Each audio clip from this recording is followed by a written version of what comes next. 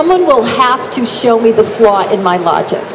With the presidency comes a pen.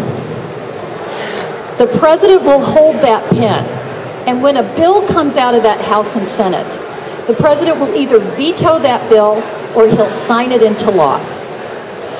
I would rather have President Obama vetoing bad stuff that comes out of the crazy house and the Senate if we lose the Senate. I do not want the Koch brothers to select the next president of the United States. They have their eyes on the prize, and they are not at cross purposes. They are not sitting there saying, now, we have to have the perfect candidate. They are going to get a candidate that has agreed on certain ideological lines.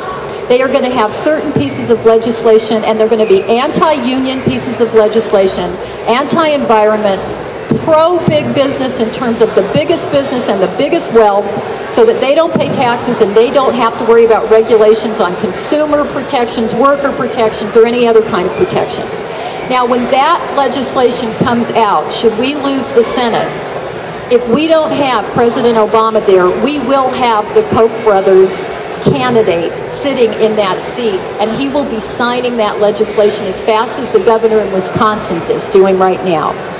So we have great debates. We have to hold this administration accountable, but we will get a choice between President Obama and our worst nightmare.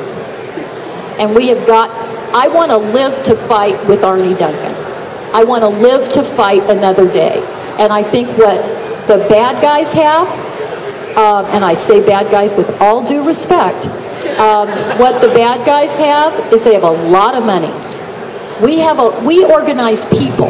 They organize money.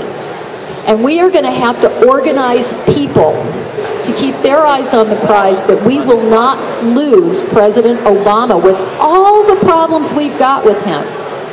Or we will live in a country that will not look like the country that we're used to.